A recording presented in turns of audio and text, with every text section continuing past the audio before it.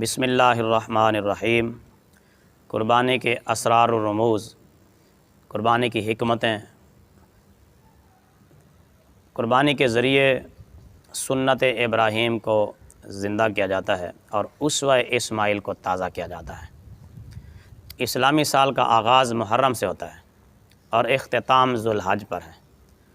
10 محرم کو حضرت امام حسین رضی اللہ تعالی عنہ کی قربانی ہے اور 10 ذی الحج کو حضرت اسماعیل علی نبینا علیہ الصلاۃ والسلام کی قربانی ہے، جس سے پتہ چلتا ہے کہ اسلام کی ابتدا اور انتہا قربانیوں کا نام ہے۔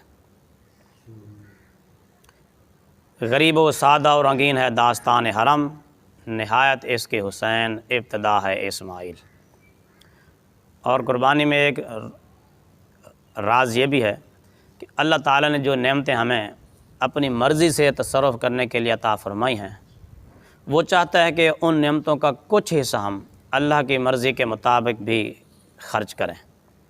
سال بھر ہم اپنی مرضی سے، اپنی خواہش سے گوشت کھاتے ہیں اور جانور ذبح کرتے ہیں۔ اللہ نے چاہا کہ ایک مرتبہ ہم اس کی مرضی کے مطابق بھی جانور ذبح کریں۔ اور قربانی کے اندر ایک حکمت یہ بھی ہے کہ اپنے ہاتھ سے جانور ذبح کرنے سے خاک و خون سے مناسبت پیدا ہوتی ہے، اس سے جہاد کی استعداد پیدا ہوتی ہے، صلاحیت حاصل ہوتی ہے، کیونکہ جو شخص ایک جانور کو ذبح نہ کر سکے تو اس سے کافروں کو ہلاک کرنے کی توقع اور امید کب کی جا سکتی ہے۔ اس لیے حکم ہے کہ قربانی اپنے ہاتھ سے کرو۔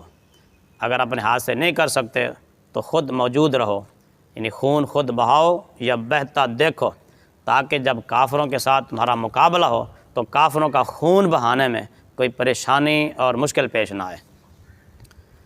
قربانی کے ذریعے ہمیں یہ عادت ڈالی جاتی ہے کہ جس طرح اللہ تعالیٰ کے حکم سے ہم آج جانور کی قربانی اللہ کی راہ میں پیش کی ہے، تو اسی طرح وقت آنے پر ہم اپنی جان کی قربانی بھی اللہ کی راہ میں پیش کر دیں۔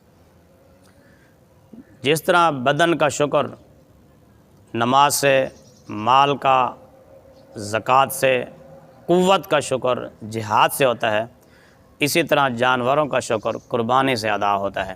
اس لیے اللہ رب العزت نے قربانی مشروع فرمائی۔ کفار اپنی قربانیاں بتوں کے لیے کرتے ہیں، ہم اللہ کے لیے قربانی کر کے ان کے لیے صحیح راہ متعین کرتے ہیں۔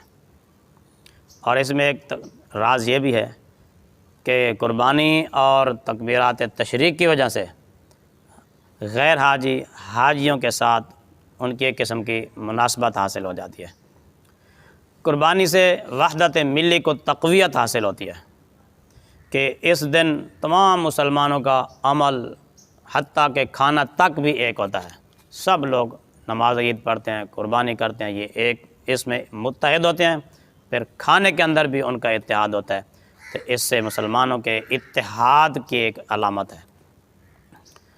قربانی عزیز و اقارب، دوست احباب سے ملاقات اور ضیافت اور صلہ رحمی کا سبب ہے، اور قربانی کا تحفہ دینے سے یگانگت بڑھتی ہے، صدقہ سے غرباء کا پیٹ پلتا ہے اور ان کی دعائیں ملتی ہیں، اور یہ چیزیں دین اسلام کے اندر محبوب و مطلوب ہیں۔ قربانی کا ایک راز یہ بھی ہے۔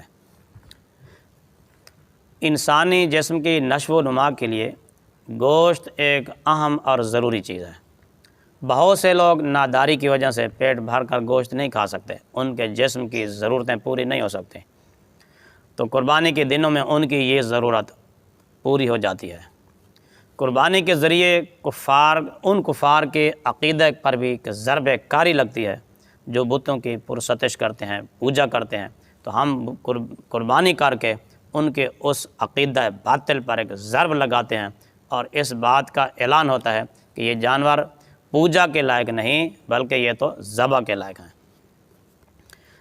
قربانی ہمیں یہ سبق دیتی ہے کہ جس طرح اللہ تعالیٰ کی رضا کے لیے ہم نے ایک خارجی حیوان کو لوہے کی چھری سے ذبح کر دیا ہے، اسی طرح شرعیت کی قربان گاہ پر اپنے داخلی حیوان کو بھی، یعنی نفس امارہ کو بھی مخالفت نفس کر کے اس کو بھی ذبح کر دیں، تاکہ ہمارا ظاہر اور باطن جو ہے وہ ایک ہو جائے۔